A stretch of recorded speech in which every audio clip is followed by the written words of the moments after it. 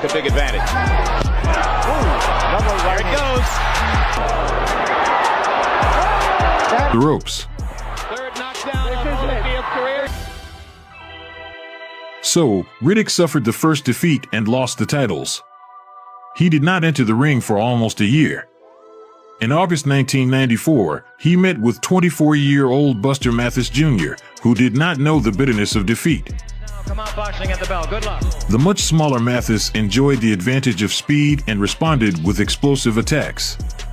Riddick Bowe mostly worked with his front hand, trying to find the target.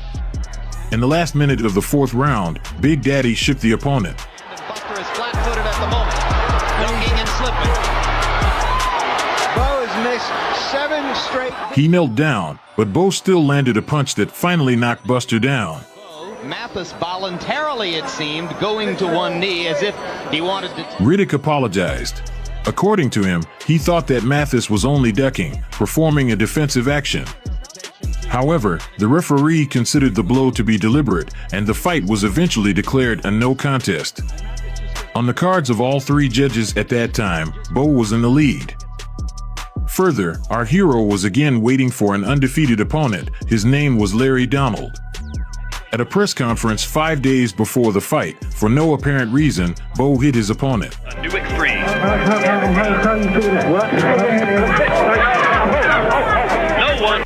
The New York Post published several articles about him with unflattering headlines. Everyone agreed that Riddick behaved this way due to the influence of manager Rock Newman.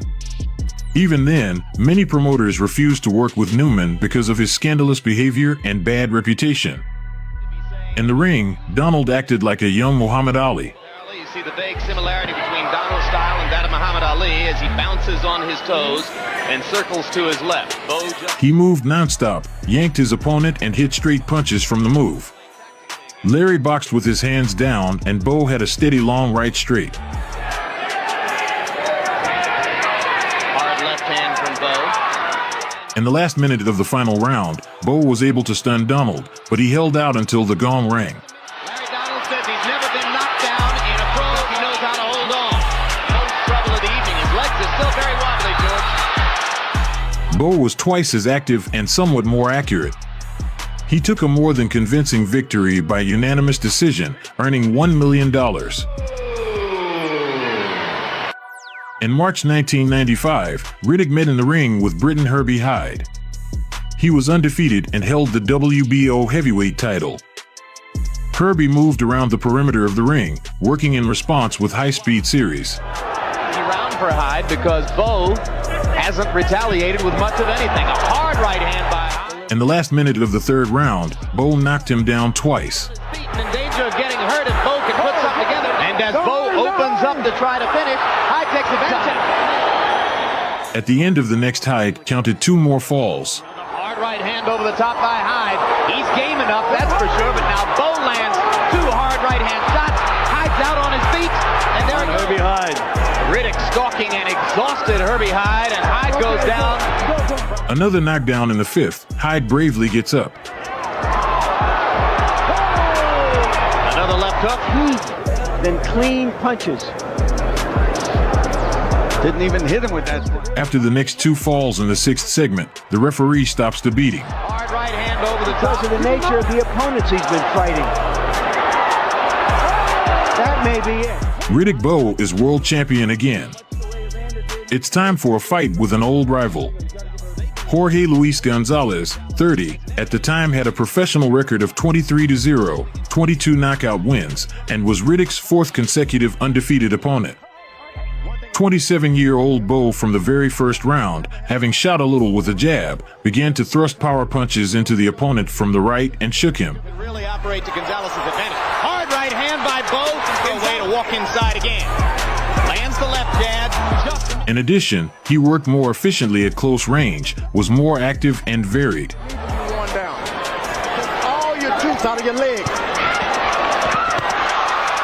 According to computer statistics, Riddick's jab's accuracy after the 2nd round was 89%, and the accuracy of all his punches after the 3rd round was 57%. In other words, Riddick Bowe gave Gonzalez a tour of professional boxing. perfect landing. In the fourth segment of the battle, the Cuban frankly survived and barely survived to the end. Difficulty now. And Bowe landed. His forward's been landing at good left jab. However, Bowe did not miss the opportunity to hit him with a couple of blows after the gong. Very few punches in return.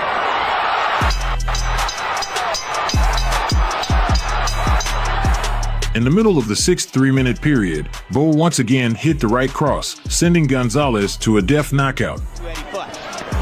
On paper, that looks like a big advantage. There it goes. The audacity of the Cuban was tamed, and the unfortunate defeat was avenged. Lean a little bit forward and just take it. He's had just 2 minutes. Holyfield, as during their second meeting, started well, but then again got involved in a power fight. The fight turned out to be especially hot starting from the third round. The healing he received. In some way now, just as he was against Michael Moore. It's terrible. He's even more so. 33 going on 53. At the beginning of the sixth, Riddick, for the first time in his entire career, is knocked down, but Evander failed to finish him off. There it is. That left hook.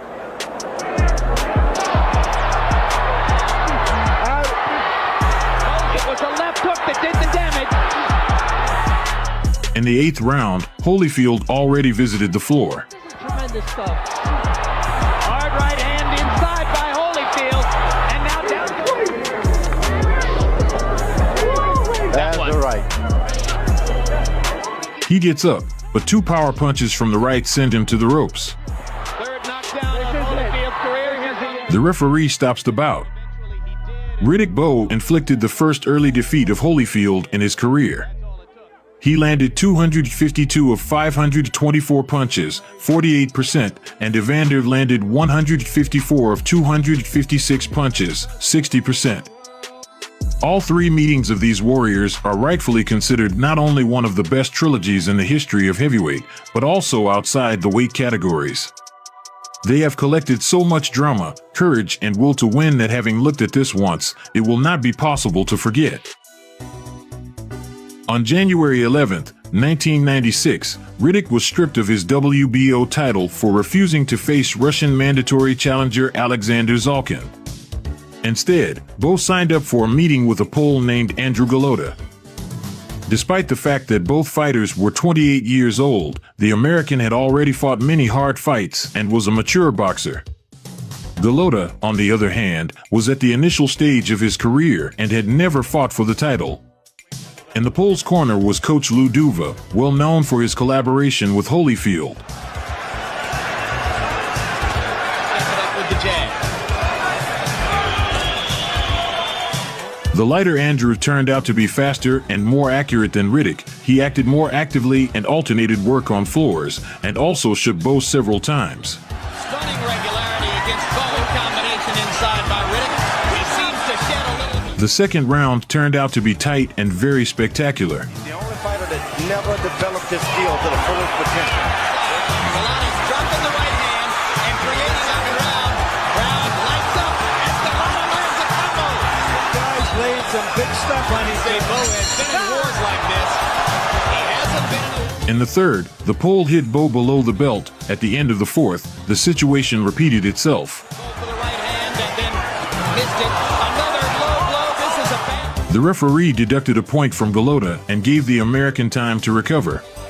There's a point deducted for inside by turning his shoulder is he's not allowing. At the end of the sixth round, Andrew again loses a point for a low blow. He's done too little of that in this round.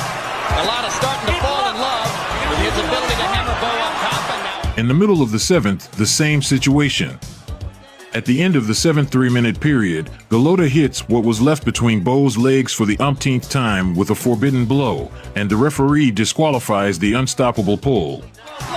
Down goes Bowe, and that's it. It's a disqualification. Members of Riddick's team fly out into the ring, starting to beat Golota. Coach Duva, 74, stands up for him, but gets hit with a walkie-talkie.